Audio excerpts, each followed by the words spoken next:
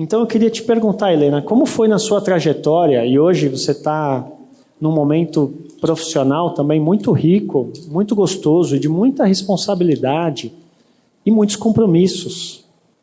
E você fala de calma, dentre outras pautas que você tem como jornalista. Como foi para você chegar na sua vida pessoal e perceber que você precisava de uma pausa, esses encontros, e depois o que é esse projeto para você no seu dia a dia? O que ele faz com você? Que eu sei o que você faz para todos nós.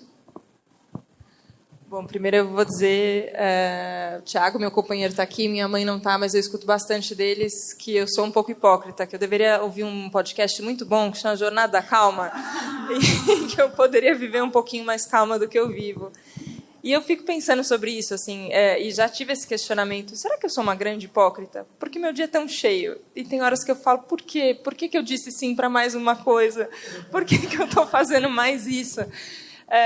E me mergulho, e de repente estou numa sensação esquisita, e falo, por que eu estou nessa sensação? Eu queria sair.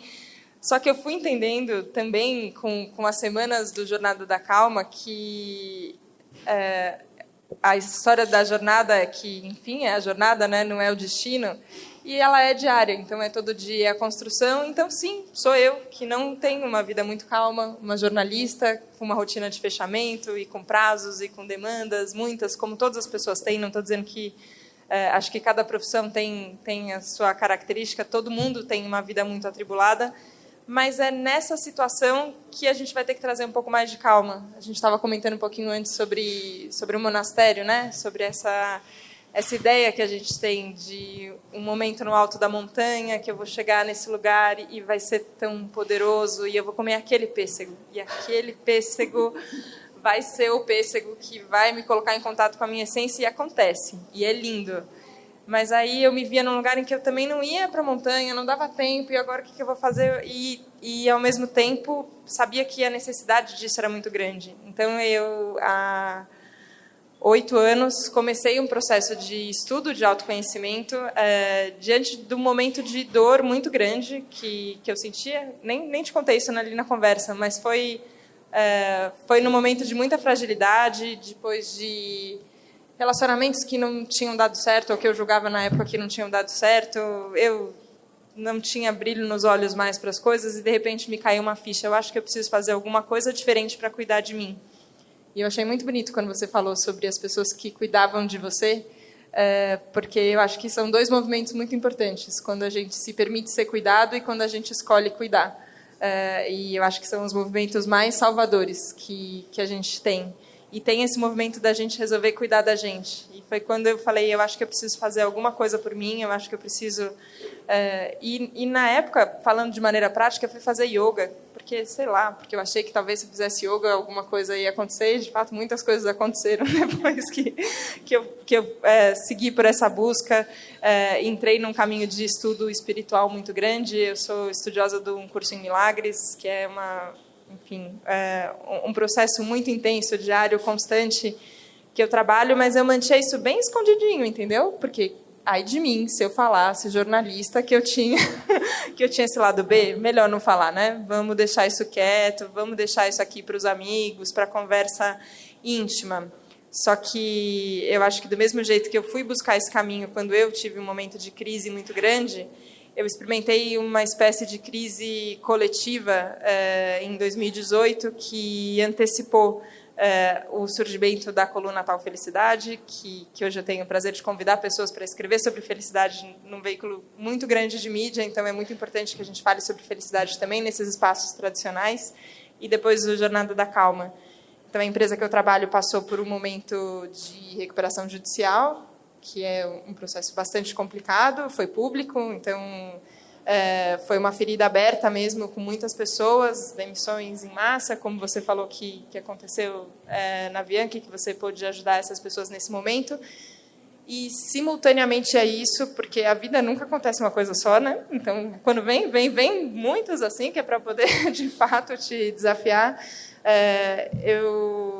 Eu entrei em contato com um desmoronamento de certezas muito forte. Foi um momento que a minha mãe descobriu um câncer E eu fiquei sem chão. E eu falei, eu nunca tinha imaginado que isso pudesse acontecer. E de repente, era o trabalho que estava desmoronando, e, de repente, era uma sensação familiar de, e aí, se essa pessoa não estiver mais aqui, está tudo bem com ela agora? Ainda bem, graças a Deus. Mas foi um momento muito difícil, delicado para ela e para toda a família. E tudo que eu achava que era muito certo, muito seguro, muito estável, de repente estava desmoronando. Só que eu não ruí. Naquela hora, eu achei assim, se eu não perder a cabeça aqui agora, não tem mais motivo para perder. E eu passei por 2018, e por 2019, e por 2020, e eu fui entendendo que tinha um caminho prático e tinha um embasamento, nem vou falar conceitual, porque eu acho que essas coisas não são só o conceitual, é a sua existência, assim, mas que a gente poderia estudar e em contato com mais ferramentas, em contato com mais pessoas, com mais conhecimentos, era possível passar por qualquer coisa que o mundo nos apresente de outra maneira. Então, foi quando eu vi que eu estava de pé, e eu achei que eu ia estar desmaiada, e eu estava de pé, mesmo diante de tudo que estava acontecendo, e eu olhei para o lado e vi as pessoas muito perdidas. Eu vi as pessoas ausentes. A gente falou de presença aqui em algum momento. Eu vi as pessoas muito ausentes. Todo mundo muito zumbi, muito perdido. E eu falei, eu acho que essa coisa que eu deixei aqui no lado B, que eu não contei para ninguém, eu acho que talvez eu tenha que começar a colocar isso daqui para rodar, porque eu acho que é disso que a gente está precisando. Eu acho que é isso que eu estou precisando e eu acho que é isso que as pessoas estão precisando. Então, e se eu apenas for, né, e fizer? E um pouco Jornada da Calma, eu digo que foi uma inspiração, porque o nome eu não fiquei pensando, fazendo um brainstorm, e todo foi durante uma reunião sobre um outro assunto que me veio esse nome, e a hora que eu ouvi, eu falei, nossa, tá aí, eu acho que a gente precisa de calma, e acho que precisamos ir por essa jornada, e vamos. E não teve roteiro, como não está tendo roteiro essa conversa, como as coisas vivas não têm roteiro, e elas acontecem, e todas as conversas foram reforçando em mim essa confiança de que a gente pode descobrir um caminho junto com os outros. Quando eu completei 100 episódios, que também foi um caminho, a editora que lançou o livro do Jornada da Calma chegou até mim ouvindo o podcast, e ela falou que ela estava num momento muito difícil, que ela precisava caminhar. E ela tentou caminhar ouvindo música, e ela não conseguia, e aí, por algum motivo, de alguma rede social, indicou esse podcast, ela começou a ouvir, e ela falou que eu acompanhei muito ela nesse processo de cura, e que ela queria dividir os aprendizados do podcast com mais pessoas. Então, já que a gente vai entrar depois nas redes sociais, eu tenho defesas aqui para fazer delas também, que eu acho que ela, de fato, tem conexões e portas que se abrem que são muito importantes.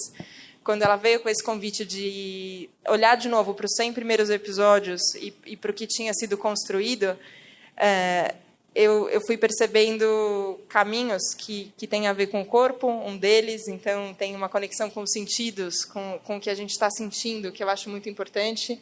E era um caminho que eu tentava anestesiar bastante. Você falou das farmácias, era uma coisa que eu falava, não vou sentir tanta coisa assim, né? Não quero sentir tanto. E eu fui entendendo que sentir profundamente também é um caminho de cura. Conversando com cientistas, neurocientistas, psiquiatras, eu entendi que a ciência, sim, também é um caminho lindo, que ele tem uma vontade de cuidar do outro que é muito forte. Que ela pode ter se perdido ali no meio do caminho por muitas coisas, mas se você buscar na essência, ela está lá. Então, tem um caminho científico.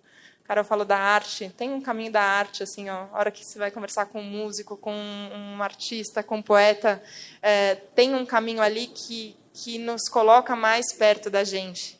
Então, eu fui entendendo essa praticidade do caminho da calma e que também não adiantava a gente esconder esse caminho. E eu acho lindo você falar, eu estou buscando Deus e eu encontrei 2 vezes, eu quero a terceira, eu também quero. E a gente poder falar sobre isso coletivamente e ir para a internet depois, e estar gravado, todo mundo poder ver, é um jeito de falar, olha, está todo mundo querendo, está todo mundo tentando, está todo mundo querendo ser mais feliz, e a gente está aqui para isso. Isso não é uma obrigação, é um direito. Que foi uma coisa que eu tive que fazer as pazes também, quando eu comecei a falar da calma. Eu falei, será que vão me achar louca? Descontextualizada? Olha para o mundo onde a gente está vivendo. A gente aqui está sem máscara, está todo mundo de máscara aqui para poder acompanhar a gente mantendo uma distância, não pode abraçar. E, nossa, como um abraço faz falta e agora a gente não pode. E aí, nesse momento, eu vou falar, vamos falar de felicidade, vamos falar de calma? Mas, sim, é nesse momento mesmo, não em outro. E eu não me sinto louca quando eu vejo tantos sorrisos por trás da máscara, concordando com isso. Assim, eu acho que a gente potencializa essa construção. Então, eu só fico muito grata. Eu acho que está aí uma coisa muito prática que a gente pode fazer, buscar se conectar com pessoas que estão na mesma busca e se abastecer com elas. Então, nossa, estou muito feliz. Que bom que está acontecendo isso.